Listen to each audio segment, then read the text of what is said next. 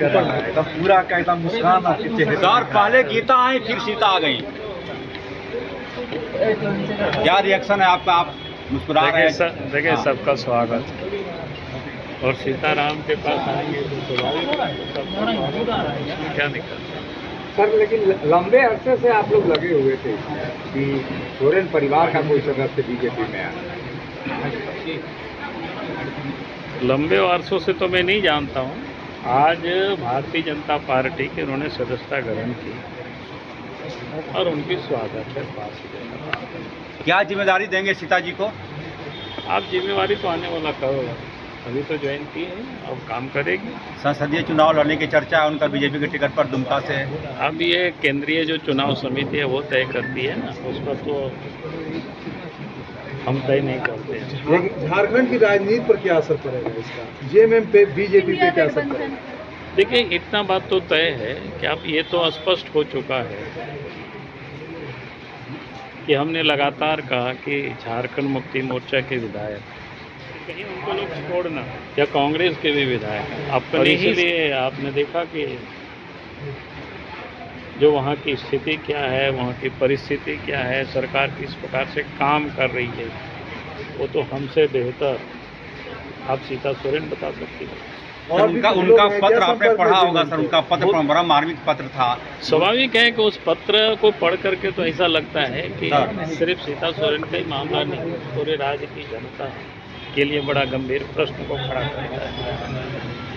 जिस प्रकार से उनके साथ जो जुल्म हुआ या अन्याय हुआ, उन्होंने पूरी तरह से नहीं लिखा, लेकिन उसका जो भाव दिख रहा वो दर्द भाव। उन्होंने दुर्गा सोरेन का भी जिक्र किया है। नहीं, स्वाभाविक है क्योंकि वो उनकी पत्नी है और दुर्गा सोरेन शिबू सोरेन के साथ सहाय की तरह काम कर रहे थे। और उसके बाद हमें लगता है कि उनको निश्चित रूप से दिल में गहरा चोट लगा होगा, क्योंकि उनके पति की हत्या के बाद, नहीं हत्या नहीं, उनके मृत्यु के बाद उनके जो एक व्यथित रही होगी कितने दिनों से, तो आज उस पत्र के कंटेंट्स में सब दिखाई पड़ता है। सर जो और भी जेएमएम के लोग संपर्क में हैं सर, और संपर्क में आएंगे तो पता चलेगा। सर सीता सोरेन ने कहा कि झारखंड को बचाने के लिए वो आई हैं आपके साथ, और मोदी जी के विचारों से स्वाभाविक प्रभावित है कि आपने देख रहे होंगे कि आज तो देश की सरकार नरेंद्र मोदी जी पिछले 10 वर्षों जो गरीब कल्याण की जो काम कर रहे हैं वो सबके सामने, और उसकी जय जयकार देश ही नहीं बल्कि दुनिया में हो रही है। और झारखंड ही नहीं, देश भर में आपने देख रहे होंगे भिन्न भिन्न पॉलिटिकल पार्टी छोड़ करके लोग मोदी जी के साथ खड़े हो रहे हैं। और झारखंड की तो जो हालत है वो किसी से छुपा हुआ नहीं है। झारखंड में कुछ भी हेमंत सोरेन की सरकार, आज चंपई सोरेन की सरकार कुछ भी छोड़ा नहीं है। यहाँ के नौजवानों का भी जो जॉब है उसको वो भी बेचा जा रहा है। नौजवान सड़क पर भटक रहे हैं, आंदोलन कर रहे हैं, तो उनके ऊपर धंधे चलते हैं, उनके ऊपर मुकदमे होते हैं।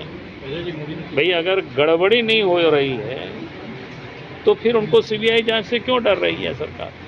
जांच करानी चाहिए। तो जेएमएम ने कहा है कि इसकी पूरी साजिश बीजेपी कार्यालय में रची गई है। वह भी तो जांच हो जानी चाहिए। तो जेएमएम ने कहा है कि इसकी पूरी साजिश बीजेपी कार्यालय में रची गई है।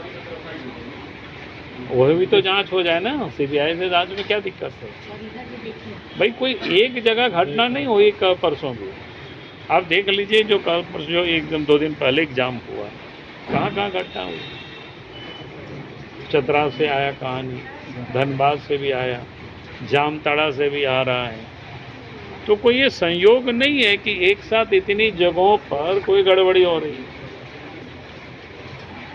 तो सरकार गड़बड़ी को तो ठीक नहीं कर रही है, तो राजनीतिक सिर्फ बयानबाजी कर रही है, तो उसे तो चलेगा नहीं। जनता या नौजवान सब देख रहे हैं, नौजवान सब भुगत रहे हैं। सर झारखंड मुक्ति मोर्चा ने यह भी कहा है कि आप लोग डरा दिए सीता सोरेन को, हेमंत जी को नहीं डरा पाए।